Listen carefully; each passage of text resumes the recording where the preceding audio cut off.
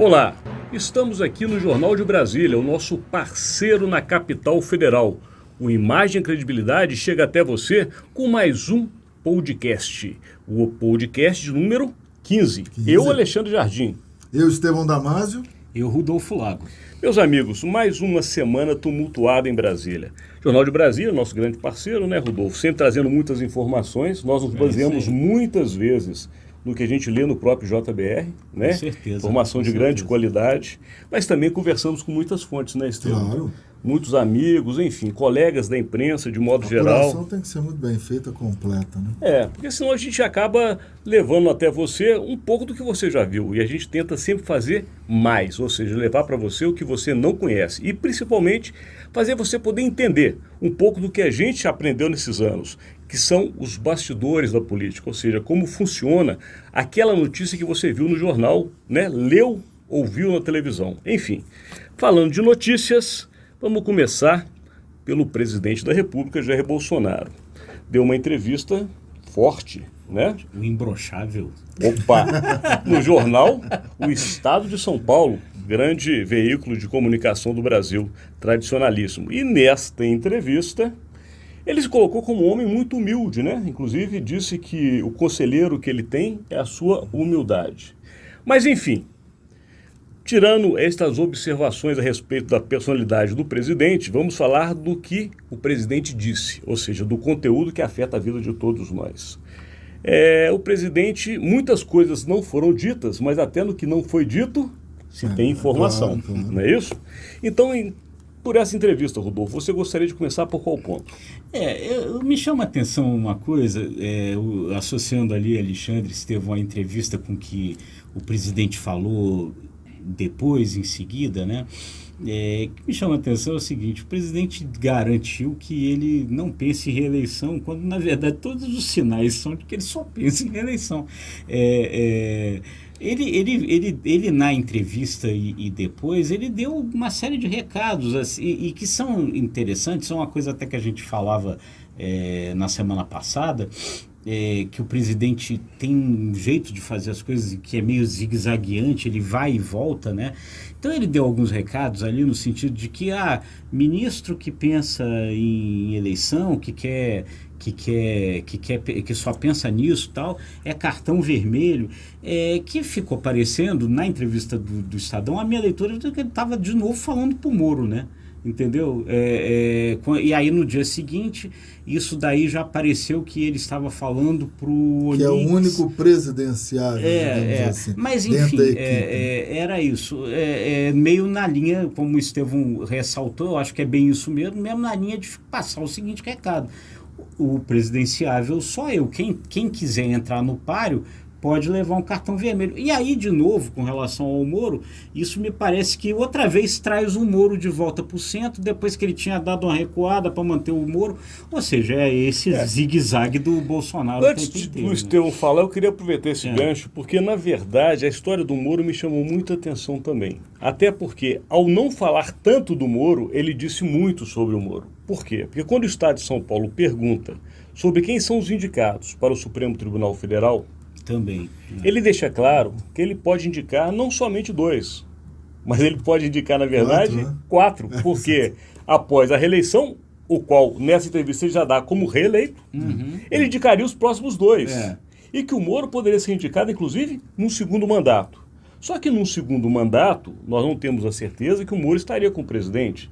E nesta hora é que ele chama, de uma maneira silenciosa, o Moro para compor com ele nessa eleição. Ou seja, o que está aparecendo, ao meu ver, é que na cabeça do presidente, ele já desenha 1 ou 2 candidatos a vice, entre os quais não está o general Hamilton Mourão. Podendo gerar um outro problema lá na frente. Quer dizer, esses movimentos do Bolsonaro, né, de vai e vem, muitas vezes, em vez de ajudá-lo, atrapalham, porque fica aquela coisa, na verdade, ninguém tem segurança, ninguém sabe exatamente o que se passa na cabeça do ele não pode cortar também, no eventual segundo mandato, o vínculo com a ala militar. O vínculo com a ala militar é importante. Ele não pode cortar. Então, ele tem que encontrar, caso né, Moro aceite, por exemplo, ser vice na chapa de Bolsonaro tentando a reeleição, ele tem que encontrar outro posto estratégico para manter o poder dos militares dentro do governo. É óbvio que Mourão há muito tempo não fala a mesma língua do presidente, isso não é novidade, né? O Brasil é pródigo em conflitos entre o presidente e vice, alguns não apitam nada, outros apitam muito, depende muito da influência, da própria personalidade. Eu gostaria de ressaltar, com base em tudo que vocês falaram, e para você que está nos acompanhando, é que é legítimo Bolsonaro pensar na reeleição. O que não pode é ele só pensar nisso, declarar declarar o contrário e minar a própria estratégia do primeiro mandato. Ele tem que pensar no governo como um primeiro mandato. Mas aí eu vou te fazer uma leitura, na verdade, para todos vocês que estão conosco, que tem também como base uma conversa que eu tive essa semana. E me chamou a atenção por um ponto da análise que eu não tinha percebido, de forma que depois que se fala e se ouve é muito clara. Os dois alicerces, como a gente tem falado muitas vezes aqui, se chama Paulo Guedes, Sérgio Moro, alicerces do governo federal e do próprio presidente da República. Ele abrir mão de um destes nomes, ainda que seja para colocar um destes nomes numa posição que estes nomes desejariam, ele perde em termos governamentais e perde inclusive em termos de reeleição. Portanto, não é nem que o Bolsonaro, e essa pessoa que me disse é uma pessoa muito bem formada dentro do governo, me disse o seguinte: o presidente fez um compromisso com o Sérgio Moro e ele quer o Sérgio Moro no Supremo Tribunal Federal. Só que ele não pode abrir mão do Sérgio Moro no governo federal. Então ele tem que renovar algum tipo de promessa. Ou seja, exatamente, ele vai ter que fazer algum tipo de aliança com o Sérgio Moro, no qual o Sérgio Moro e Paulo Guedes, esta pessoa me disse também que o Paulo Guedes está na mesma linha de raciocínio do presidente, são dois alicerces que tem que seguir com ele até o momento da disputa de reeleição. O que vai fazer o discurso dele se tornar forte no segundo mandato é prometer à população brasileira que tanto Paulo Guedes, na área da economia, que para o presidente é um sucesso e terá resultados, como o Sérgio Moro, que para o presidente também é um sucesso e terá resultado, estarão do lado dele. Ele teme que se um desses não tiver na reeleição dentro do governo dele, ele se torna um candidato enfraquecido. Esse raciocínio me abriu uma visão. Claro, eu acho que não há dúvida. Agora, eu acho que aí tem por outro lado, Alexandre Estevão, o seguinte, me parece que o Bolsonaro se incomoda também, por outro lado, com a seguinte situação. Ele tem 2 superministros e ele não quer também, por outro lado, se tornar refém desses superministros. Então, me parece que passa o tempo inteiro fazendo uma sintonia disso, entendeu? Como é que ele mantém, porque precisa, mas ao mesmo tempo como é que ele não fortalece demais para não virar refém dos 2 superministros. Mas aí talvez se explique a tal frase que me chamou a atenção na entrevista, repetida por ele, que foi: o meu conselheiro é a minha humildade. Ou seja, talvez neste momento essa frase explique. Porque os presidentes da República, nós tivemos a oportunidade de cobrir alguns governos, e sem citar nomes, alguns tinham um ego muito inflado.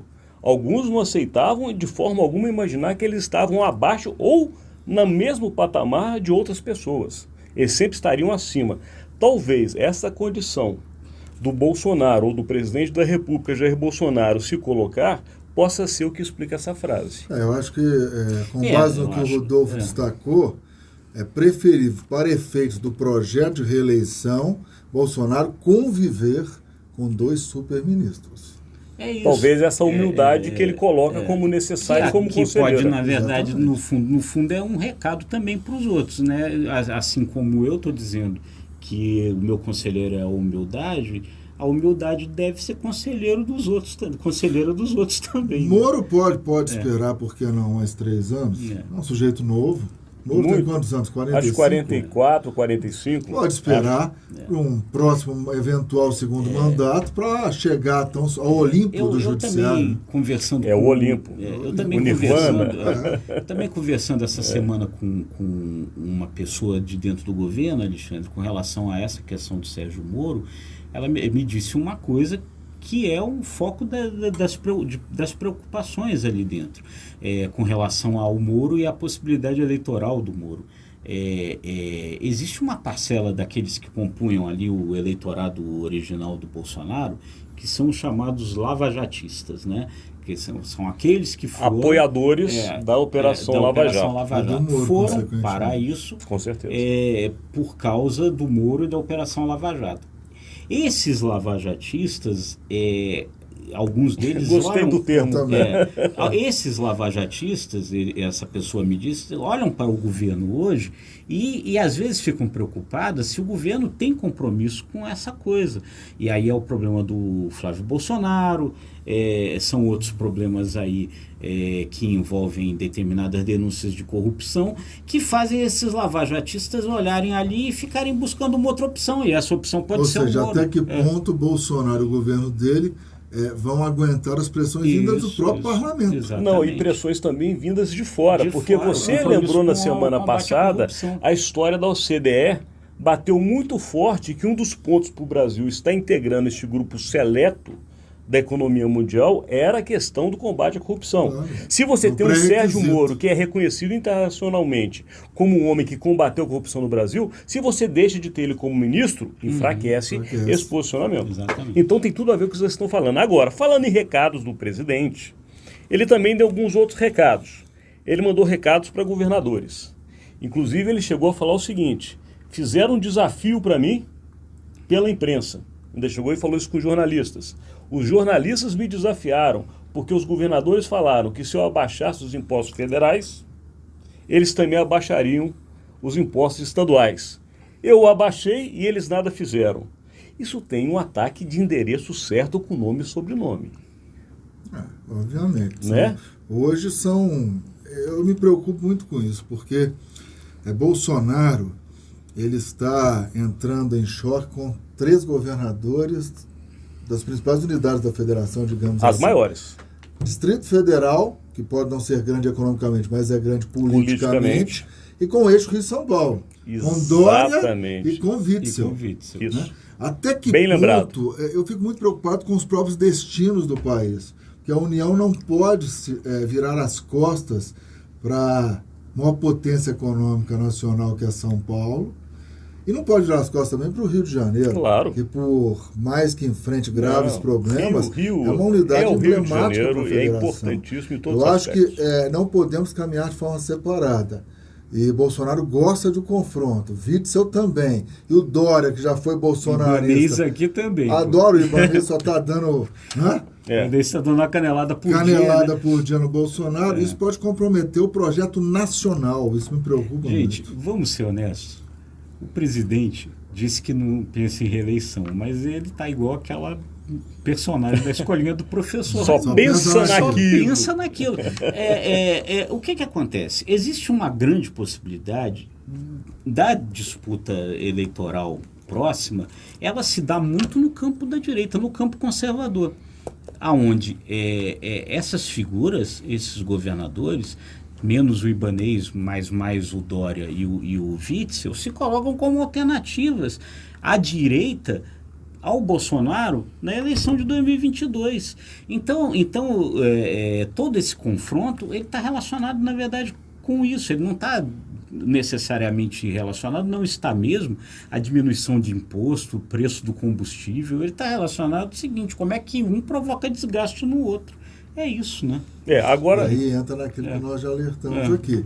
O só pensar naquilo pode ter consequências nefastas para o projeto de país. Nós vivemos isso, Estevão. Você era um repórter, na época setorista, para quem não sabe o que significa isso, é um jargão jornalístico, no qual um repórter fica setorizado num determinado ambiente. O Estevão, por muitos anos, foi setorista do Palácio do Planalto, cobriu todo o governo do presidente Fernando Henrique Cardoso. O Rodolfo não como setorista, mas também de alguma maneira, e eu, inclusive, de uma maneira ainda mais próxima. Enfim, a gente viu isso acontecer para a reeleição do presidente Fernando Henrique Cardoso. Chegou num determinado momento do primeiro mandato do presidente que tudo era feito para a reeleição. Tudo. E muitas coisas importantes do Brasil daquele primeiro momento deixaram para um segundo. E no segundo momento veio crise do dólar. Que não era esperado. Então, às vezes, o presidente ele se preocupa e gasta energia para a reeleição, perde um momento mundial favorável ao país, imaginando que fará isso no próximo, só que ele esquece Foi atropelado que o mundo pode mudar. Ou E seja, nessa Fernando mudança Henrique você não faz o que você gostaria de popularidade fazer. altíssima, ainda colhendo os louros do plano real, da estabilidade da moeda. Para conquistar a reeleição, tornou-se refém das maiores legendas, tornou-se refém do Congresso, compra de votos, chega fragilizado ao segundo mandato e é literalmente atropelado pela crise do dólar. Pô. Então o preço pode ser muito alto. Então serve como um alerta aos presidentes da República. A mesma coisa. A Dilma adiou as medidas que precisava fazer, por conta de uma crise internacional que estava ali, todo mundo estava vendo. Ela adiou essas medidas, aí o segundo governo dela foi um total desastre, e a Dilma sofreu o impeachment, não necessariamente porque ela cometeu as pedaladas, ela sofreu impeachment porque o governo, ela ficou ingovernável. E a economia estava fragilizada. Totalmente fragilizada. O Trump agora mesmo. Ele não sofreu impeachment porque a economia americana está fortíssima. Até o opositor do Trump, eu acho que não vota contra ele. Meus amigos, se tiver com emprego ganhando dinheiro, você falou uma coisa, não está na nossa pauta de hoje, mas eu preciso fazer uma observação. Eu tive a curiosidade de, nessa semana, na quarta-feira, ficar até por volta de 00:30 assistindo o discurso do presidente Trump no Congresso americano, que ele faz, aliás, todos os presidentes fazem. Eu tive viu ela rasgando ao final foi impressionante. Não, durante todo o discurso ela fazia caras que valiam só por você ver as expressões dela. E ela, que é uma mulher contida, mas ainda assim não se conteve. Ela só aplaudiu o Guaidó, quando ele fez uma referência ao Guaidó. Mas eu queria chamar a atenção ao seguinte, eu estava assistindo, a impressão que me deu é que o Trump resolveu todos os problemas da América. Porque todos os problemas que a América tinha antes dele, ele disse que resolveu. Tudo que a América tem de bom, ele que fez. E o que ainda não está bom, ele fará. Eu falei, mas realmente Messias chegou à Terra. Porque o Trump se mostrou como um grande marqueteiro. Eu me impressionei, eu não tinha visto ainda. Tirou o discurso dos democratas. Totalmente. Que discurso democrático? Ele foi um marqueteiro de primeira, ele se vendeu como ninguém se vende. Ele não teve nenhum tipo de vergonha de colocar o seguinte, comigo o país vai bem e comigo o país continuará bem. Sem mim, isso aqui vai acabar. Mas só para completar essa história. É impressionante. Mas era só. Desculpa, ela foi só. Eu acabei fazendo porque realmente foi um discurso que me chamou a atenção. Mas vamos lá, vamos voltar. Do ICMS sobre os combustíveis foi uma estratégia também, independentemente das disputas que ele mantém aí com essa tríade Witzel, Dória e Ibanez aqui em Eu acho que o Ibanez nem tanto, mas o Witzel e Dória com certeza. Mas foi uma estratégia também, acho que muito bem pensada, de expor ao público, né, o peso a composição que os tributos têm sobre o produto final, o preço final ao consumidor. Só que aí tem um grande problema, né? O peso que o ICMS exerce sobre o governo, nas contas do governo federal é um. O peso que ele exerce sobre as contas dos estados é completamente diferente. É muito mais fácil, entre aspas, o governo federal abrir mão desse imposto do que os estados abrirem mão. Eles estão muito mais dependentes da arrecadação do ICMS. O que acontece é o seguinte, foi um jogo de queda de braço, no qual, nesse primeiro momento, o presidente ganhou. Por que ganhou? Porque os governadores é que soltaram esse desafio. E ele abaixou. Quer dizer, os governadores deveriam ter tido uma estratégia um pouco mais bem elaborada de falar o seguinte, não adianta só abaixar o ICMS federal. O presidente tem que abaixar isso, isso e aquilo. Não. Como colocou a bola para ele chutar, ele chutou com força. E aí o que acontece? De fato, agora os governadores vão ter que se explicar para as suas populações. Ficaram numa saia Por que vocês não podem abaixar? Enfim, tudo isso recai num outro assunto, que é a reforma tributária. E ele também falou isso na entrevista. Ele disse que hoje o objetivo dele no governo, aliás, os dois objetivos que ele tem neste ano para o governo são reforma tributária e reforma administrativa. E eu queria ver com vocês, vocês acham que no momento de disputa com bancadas regionais, onde os governadores que estão bem colocados são grandes eleitores e são importantes para os candidatos a prefeitos, que acontecem nos estados, o presidente briga com alguns governadores importantes. O presidente precisa dos candidatos que estão no Congresso. Como é que se resolve, meus amigos, essa equação? com quem os deputados federais e senadores candidatos às suas prefeituras estarão? Com o grande eleitor regional, que é o governador, ou com o grande eleitor nacional, que é o presidente?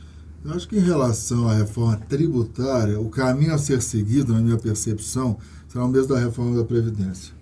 Vai ser uma reforma, um projeto de reforma longe dos sonhos alimentados pela equipe econômica. Eu acho que eles vão fatiar, escolher os temas, vão mandar um projeto ou endossar alguma proposta que já esteja tramitando na Câmara ou no Senado, que é a proposta dos sonhos.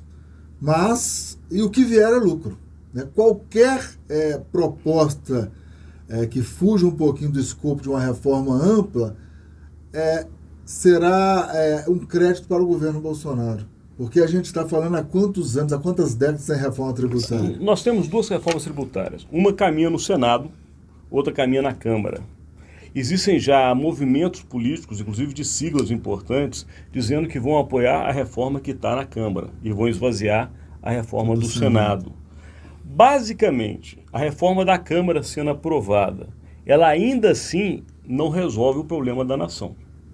O Bolsonaro vai enfrentar um ano de eleição. A reforma administrativa toca diretamente em eleitores, em estados e municípios. Corre-se o risco da gente chegar em 2021 com uma reforma tributária que não resolveu o problema, com uma reforma administrativa que não andou por conta das eleições, e um terceiro ano que, de fato, para quem quer reeleição, é fundamental. O que vocês acham disso? Então, eu acho que essa discussão, essa briga com relação à questão do ICMS mostra como é que é complicada essa discussão de reforma tributária, porque é isso, ela envolve repartição de tributos.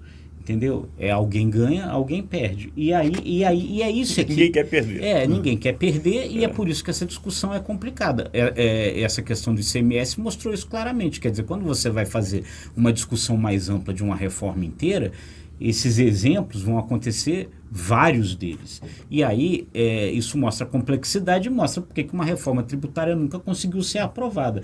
Então esse problema vai certamente aparecer de novo. Num ano eleitoral é complicado. Essa reforma da Câmara é uma reforma basicamente de simplificação de imposto, né? Quer dizer, cria o IVA, né? o imposto sobre valor agregado, né? Que substitui uma série... Que é um avanço.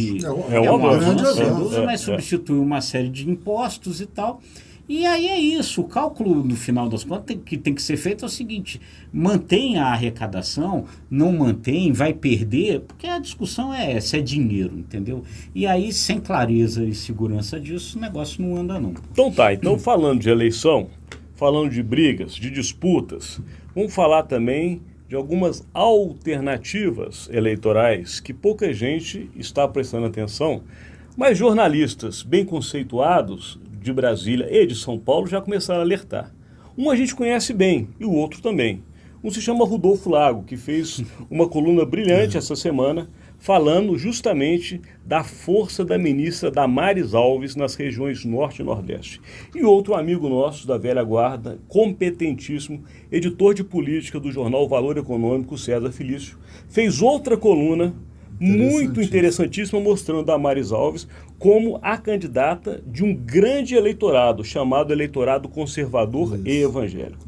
Se você juntar a coluna do César com a coluna do Rodolfo, nós estamos falando com um candidato ou uma candidata que dispara com apoios fortíssimos. Ela já sairia com o Norte e Nordeste apoiando e com bancada evangélica e conservadores. Isso é uma força imensa. E aí, Damares é candidata ou não é candidata? Rodolfo, o autor da coluna. Bom, até onde eu apurei, nesse momento não é candidata. Nesse momento ela é uma ferramenta política importante. O que os estrategistas do governo estão pensando com relação a Damares, Estevão, Alexandre e o pessoal que está assistindo a gente? As pessoas estão fazendo o seguinte raciocínio, e aí é importante a gente não subestimar essas pessoas, entendeu? Tanto não deve subestimar que o Bolsonaro está aí eleito presidente da República. Bem lembrado. Eles imaginam o seguinte: É uma avaliação feita a partir da própria eleição do Lula. Como é que se deu as eleições do Lula e do PT? Na primeira eleição em 2002, o Lula ganhou a eleição tendo votos majoritariamente no Sul e no Sudeste. Ele passou para o Norte e o Nordeste depois, no governo. Por quê? Por causa dos programas sociais, né? Que deram muito certo e porque essa população do Norte e Nordeste é a população mais carente. Ocorre que essa população mais carente, ela não é de esquerda. Essa população mais carente, ela é muito conservadora, principalmente com relação à questão de costumes. Isso. E aí não existe perfil... E numa base evangélica. Pois é, não existe perfil dentro do governo mais próximo disso do que a Damares. A Damares é conservadora nos costumes, ela é aquilo que o Bolsonaro chama, ela é terrivelmente evangélica. Então cristã. Terrivelmente evangélica é uma expressão do Bolsonaro. Né? A expressão é terrivelmente cristã. Terrivelmente evangélica. Terrivelmente evangélica. Desculpa, eu não... terrivelmente evangélica. Essa expressão do Bolsonaro, ela se encaixa perfeitamente no perfil da Damares. Então, a Damares, ela está próxima ao perfil da população carente do Norte e do Nordeste. E ela é a pessoa que cuida dos programas sociais do governo. Então, se ela consegue manter programas sociais ao mesmo tempo em que mantém um discurso conservador de direita, ela chega nessas pessoas de uma forma incrível e mina o dique de voto do Lula. Ela entra aonde o Lula tem força. O Lula não tem força porque é de esquerda, o Lula tem força porque as pessoas são devedoras dos programas sociais. Então, se ela chega lá com a mesma coisa, mas com um discurso que é mais próximo do pensamento dessas pessoas, isso pode ser de fato demolidor para o Lula e muito importante no processo de reeleição do Bolsonaro. Eu queria ouvir o Estevão também e queria fazer um adendo, que tem outra questão, ela é mulher.